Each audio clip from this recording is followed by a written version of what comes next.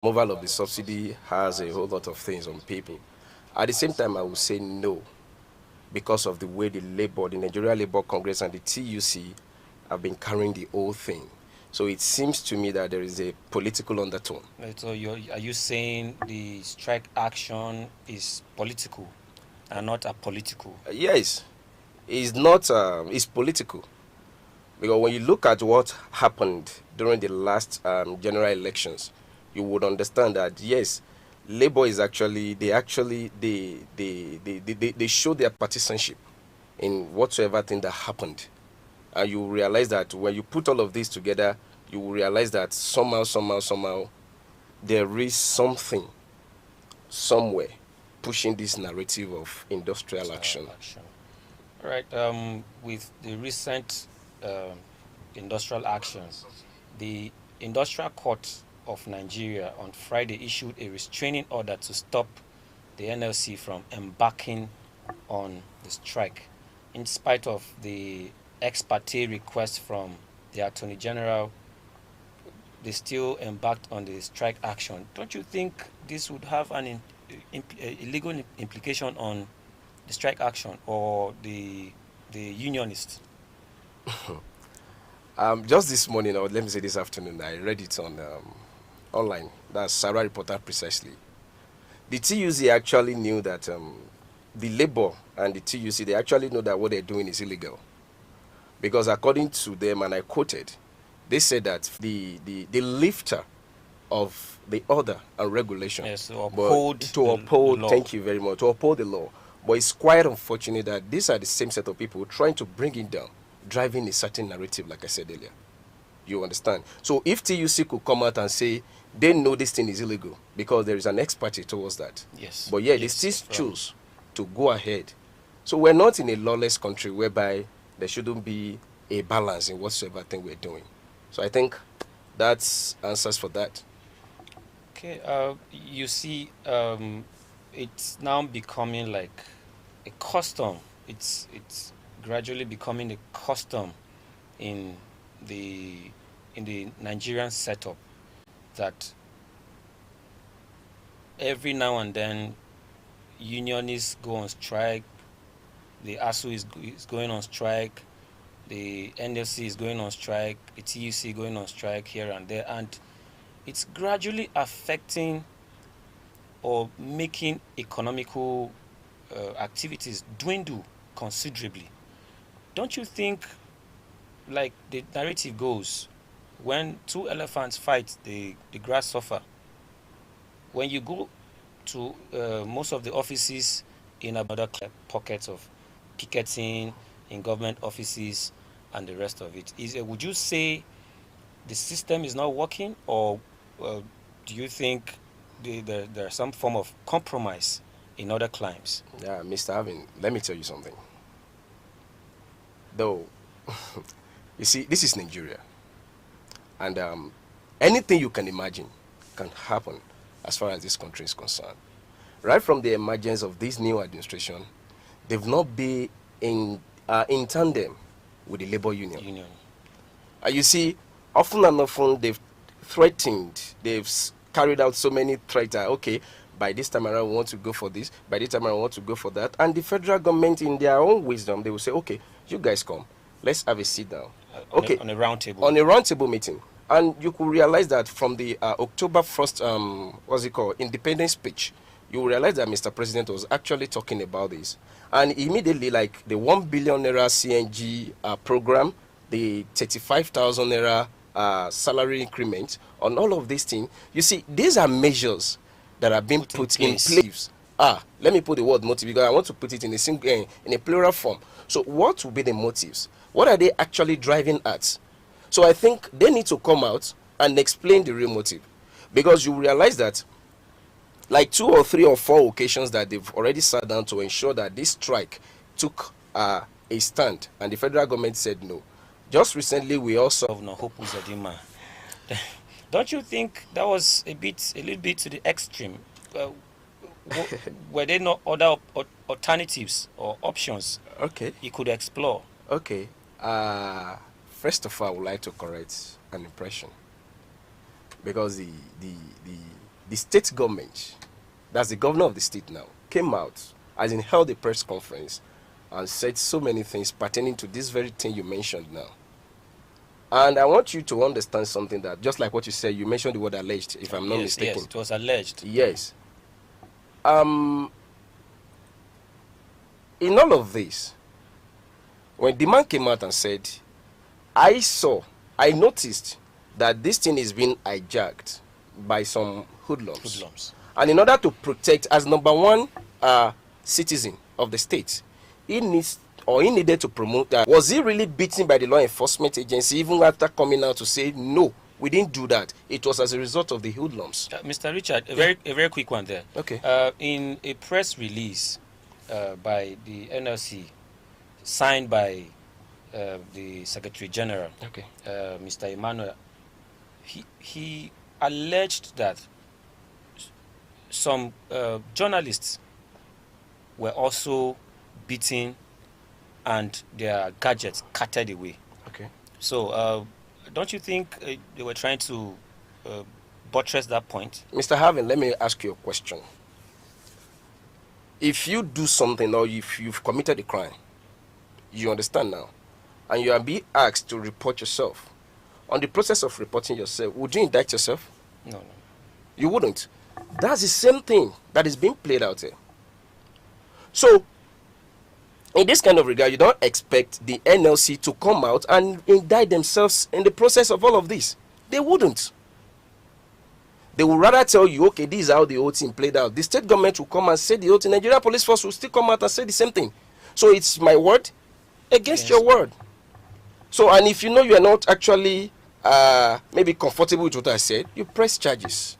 That's why the judiciary is there to shed more light on all of this. But if truly, as alleged by the NLC Secretary General, yes, if truly the law enforcement agents, the police force, men and the officers and men of the police force in Imo State carried out this dastard action, don't you think it's rather too extreme? The people who are meant to protect lives and property are now accused or alleged to be carrying out this kind of violent attacks on. Thank you very much. NLC president. NLC president. Thank you very much. As a person, Nigeria as a whole condemned that very particular act. In a Senate line, something must have been done. You understand now? Yes. That, okay, this thing, in any form, that particular dastard act is condemnable. That's the truth. But at the same time, I want you to understand that Nigerians, we ride on emotions. As soon as we realize that we are not actually, sorry to use that word, we don't actually reason along the way things are. We tend to read our emotions into things. And that's exactly what actually happened in the case of this, what's it called, in Imo State. Election, everyone knows how election is being conducted in Nigeria. Election is just few days away. And now a protest erupted. And some hoodlums wanted to hijack.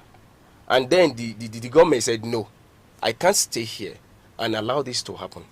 And then he carried out some action. Remember that whenever NLC wants to do something, they always psychologically study Nigerian people and then ride on that very particular emotion, I'm sorry to say. And that has always been the basis of things. So when you look at it from that angle, you realize something somewhere. Something fishy. Yes. On the other hand, the Academic Staff Union of Universities. Okay. The Academic Staff Union of Universities is also, or rather, has threatened to go on strike in a bid to support the NLC TUC strike. You know, they are all union bodies. Now they are raising concerns about the removal of IPPIS. They want the federal government to remove IPPIS, and they have also complained about the earned academic allowance. It has not been paid to lecturers in the universities, and then they have also decried the proliferation of state universities across the nation by NUC. What is your take on that? Thank you very much. You see, when somebody is doing good, try as much as possible to praise him for doing that good. And when it's bad, trying to point it out that this thing you've done is bad. In as much as I don't agree with the whole of the policies of federal government, but somehow they've done something in recent times. When federal government started paying 35,000 naira salary increment from the month of September, did they come out to say it? How many of them did you hear saying, federal government has come out to say? Did they come out? That's one of the good things that these people have done. Now, session, I paid 39,500 naira. And recently, we went down, we were being asked to pay 230,000 naira for medical students. So that means this is taking a toll on students in the universities. I'm coming, sir. I'm actually driving to a particular point. Now, when you asked why, what happened, even the students could not even explain anything that happened. Because they just got to school one day and they just told them that, come, the salary and the school fees has increased. What's the basis for it? Some student bodies that decided to protest against it, they shut them down. Like in the University of Abuja now, there is nothing like SUG. No student union. There is nothing like SUG in University of Abuja. Now, what is the function of IPPIS? I think it's to actually talked about as in curtail the ghost workers, exactly. I guess. It's an integrated payroll. Thank you very much. Why are they against it? Why are they opposing system? Why are they opposing it? You see, there is wrath everywhere. That's the truth. Why are they opposing it? If this thing is okay now, if you come to work, for instance, or sorry, you've not been coming to work, yours is just for you to come in the morning, log in, and then log out, do your whatever thing you need, and then by 4 o'clock you come to this thing, and there is a system that checkmate all of this. You and I, who will complain mostly? You will be the one to do the complaint. Yes. Why? Because you are not actually. Thank you. So, like the IPPIS is not favoring them due to some certain things they're doing underneath, and it's not supposed to be like that. So when you see government putting all these measures, they too will not want to. So this, Mr. Richard. So are you implying that the IPPIS would help curtail some? Yes. Yes. Financial. When I was in university, I actually I didn't move that close. At the same time, I didn't move that far from some lecturers. We will be in the classroom waiting for the lecturer to come and take us. Let's say, for instance, we may have like let's say maybe 7 or 8 courses in a day. Hardly would you see 2 lecturers come and lecture us. One will just come and tell you, okay, go and buy my handout and we'll start reading. Sometimes, let me not deceive you, what we're supposed to be taught in 2nd semester, we will write the exam in 1st semester. All you just need to do is somebody who had not come and teach you. Let's try to decongest the work for themselves. Thank you very much. And the federal government, in their wisdom, now said, okay, let's introduce IPPIS in order to ensure that these people are well managed. Cut down some of this. And you now come. Definitely they will protest. Of course. So this is just an avenue. That's why I said, when the federal government said, okay, 35,000 naira on your salary, did any one of them come to complain about it? So this TUC, NLC industrial action is as a result of, this is an opportunity. Let's grab it. Mr. Richard, I remember in Federal University, Makudi, with the advent of IPPIS, the school fees drastically dropped. Because I understand, looking at it from that background, the school management looked at it from that background that if there's a way they are going to cut corners, they would not stand to benefit anything from Yes. the whatever. Someone from the national level would rather benefit from school fees of students. So let me bust your bubble. That's same in the rest of Abuja. Before the introduction of Remita, they might give us like 5, 10 different bank accounts rather. You pay to Unity Bank, you pay to Union Bank. The first semester is the same account you pay to. It's not going to be the same another account until they introduce that remitter. Could you believe that when they introduced that remitter, that's when all of these things stopped? And then you will be very shocked. We will be packed up like sardines in the classroom, students trying to receive lectures. And this same set of people that will be collecting all of this money, because the lecturers are the members of ASU, right? They will still be the one. And eventually, that in Nigeria, it is only in Nigeria that you will go for 4 years course, and then you will graduating. No, 6 years. Or 6 years is too small now. You'll be talking of 8 years due to strike actions, and then they will still be blaming government. Rather, they should be looking at themselves, but they will be blaming government. So the rot starts from there.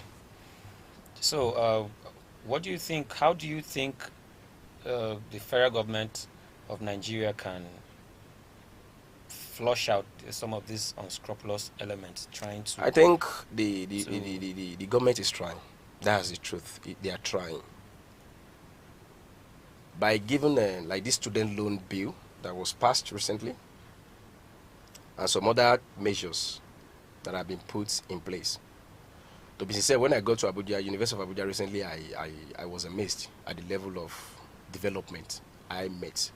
I saw a whole lot of things there, and wow. Quite laudable. Yes, this is, no, the last time I came here, this structure was not here, this structure was not there. I was like, even a colleague of mine was like, are you sure you know this school that very well? I say, it's not your fault. The last time I came here, this structure was not here. I think Ted Fund is also trying. Yes, Ted Fund, all those stuff, they are actually trying. I think, and all those things, I think is working.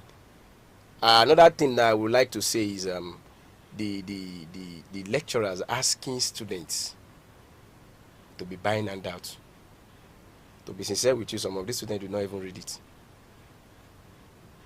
Just buy my handout and lecturer will automatically give you mark. That's the truth. I experienced it. Buy my handout. If you do not buy my handout, forget it. You are automatically you're going to fail that course. Yeah, this IPPIS and even this other, how is it called? This industrial union actions, and you have been able to share your thoughts on most of the trending issues we have in some of we have been experiencing as a result of these industrial actions. Yeah. Moving on, I think we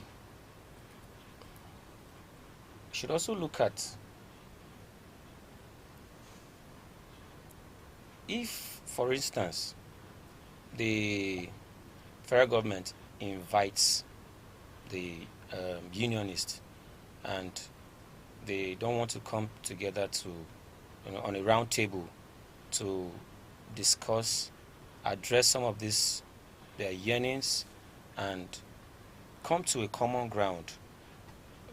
Do you think the unionists are being fair to Nigerians in general? Okay, you are trying to say, like, for instance, if the federal government invites them. just like I mentioned earlier, weeks after the assumption of office by the president, he invited Joe Ajoru, to come to a round table.